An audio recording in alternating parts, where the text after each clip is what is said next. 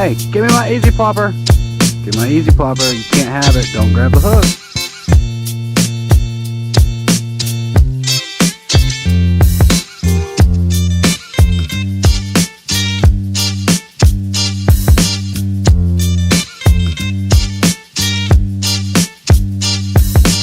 What is flopping, everybody? Welcome back. We are back again for another day of top water. It's super hot once again. I was fishing yesterday and I didn't have any cameras going because it was extremely windy. You could not hear anything I was saying. It was a horrible day. I had a horrible day. And then lo and behold, caught a 9-pound, 4-ounce bass. Camera was not rolling when I caught the fish. Did not have my head cam going, so I did not get the fight on video, and that sucks. We're here today at some lake. I don't even know. Some lake by the St. Johns River. I believe it's called South Lake. We're gonna throw Old Faithful, the easy plopper. Hopefully we'll get on something today. It's super hot. Still a little windy, not near as bad as it was yesterday, but this is what I like doing in summertime, is just busting them on top water. I don't know why, it's just what I'm into. We'll at least have a good adventure because I've never been to this area before, so we'll see what happens. Hopefully we get lucky.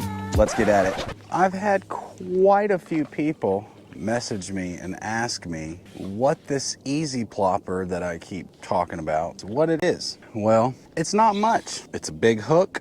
I'm using a number 7, and I recently switched to an extra wide gap style hook, but it's just a gambler. It's just a gambler. Big easy swim bait, rigged weedless, Texas style. Choke up on it a lot. Initially when I start, the hook will be way back here and it'll slowly just start ripping through the swim bait as you use it. Ooh, something big over there. Essentially what you're gonna do with this guy is you just chuck it out there where you want it, and as soon as it hits the water, you need to go ahead and be reeling and get it to the top of the water column and get your speed down to where it makes this sound.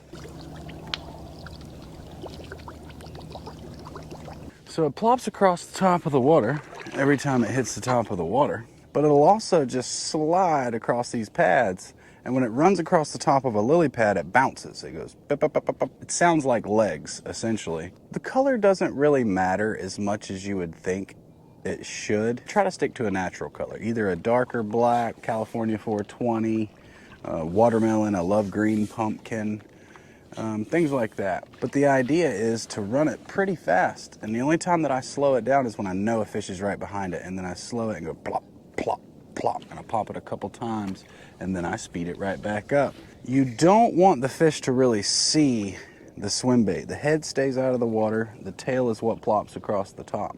If you can trigger that predatory instinct to just, because the fish doesn't have hands, obviously, so he can't grab onto it, identify it, and then decide that he wants to eat it. He has to do everything with his mouth. So he identifies that there's something in the water. I don't want it here. Whether I'm hungry or not, he may attack it just based on territorial reasons. But you want to run it across the top of the water fairly fast and not give them a chance to identify it. You just want them to see it, hear it, and hopefully go after it. It annoys them. They decide, I'm gonna get that. Boom, they hit it. I wait 1 second. Boom, he's got it. Set the hook. And that gives him a chance to actually jostle it, pull it into his mouth a little better. But I'm not trying to get them to identify this as a swim bait. I'm just trying to use this for its sound and ease of going across basically any type of cover because it's weedless. For this particular application, I actually have a certain rod that I use just for this. This is kind of like my topwater slash pitching style rod. This is a Shimano Curado 201, and it's an extreme gear. So it's like it's an 8.5 to 1, so I can get that plopper up to speed real fast without a lot of cranks of my shoulder or my wrist, and throughout the day you're having to do it a lot, so it's a lot easier to have an extremely fast reel. Essentially, again, that's all you're wanting to do is just chuck this guy out there. I like to land it real close to pads or on the pads, bring it off. I don't really use it on open water as much as you would think. I use it in pads, and I get a lot of fish come out of the pads to hit it. but it's not really a topwater bait or a prop style bait or anything like that. It's just a gambler big easy, but it happens to make the perfect sound for this particular application.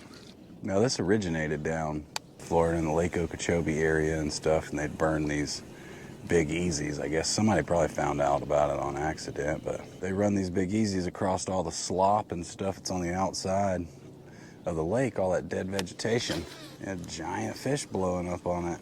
So I adopted it for my areas of water that have thick slop, thick pads, anything like that, and man, it's worked really, really good. An ultravibe speedworm will do the same thing at the top, but it doesn't make quite the noise. You can't cast it as far. This just goes through stuff a lot better. Like I said, I've gotten now to where I have one of these tied on all the time, and I'll get to an area that has some sort of water cover, pads, or whether it be grass, dead grass floating, something like that. Anything that I can pull this across, make it look like it's a live something that's getting out of there, I'll use it, because they are that effective. That's why I call it the easy plopper, because it easily goes over everything, and it's made out of a big easy, and well, it plops. Called the easy plopper, essentially. Well, for me, it's called the easy plopper.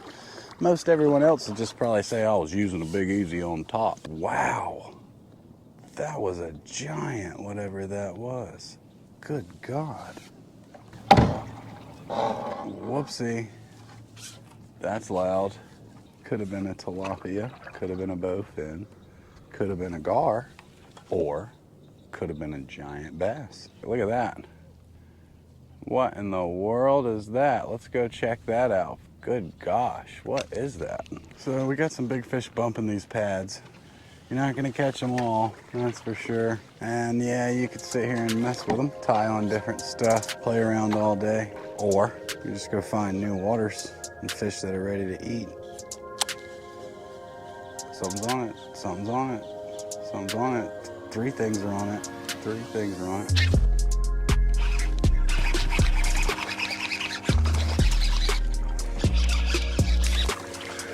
Oh, we got that one. So we got this little guy. Force him out of those pads there. Pretty little fish. Give him a little kiss and send him back home. See ya later. Hey, give me my easy plopper. Give me my easy plopper. You can't have it. Don't grab the hook. Don't grab the hook. Don't grab the hook. It's gonna be bad if you grab the hook. Can I please have my easy plopper back? Just let it go, bro. Just let it go. Don't grab the hook. Thank you. Not nice.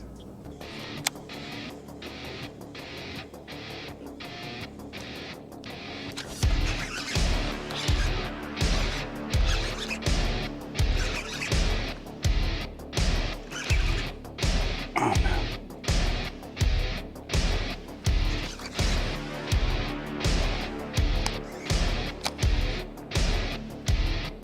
He just flipped off. Nope, he's still there. He's still there.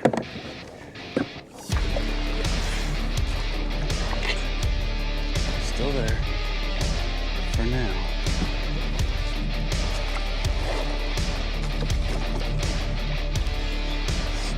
Still there.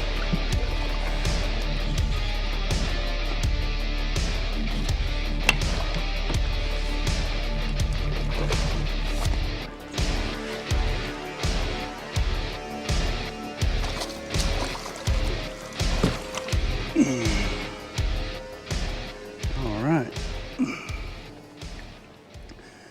So he got hooked real good. Look at that. Hooked through there. Back through the mouth. And there we go. A little skinny fish. We got us another one. He needs to, he definitely needs to eat some. See you later, bud.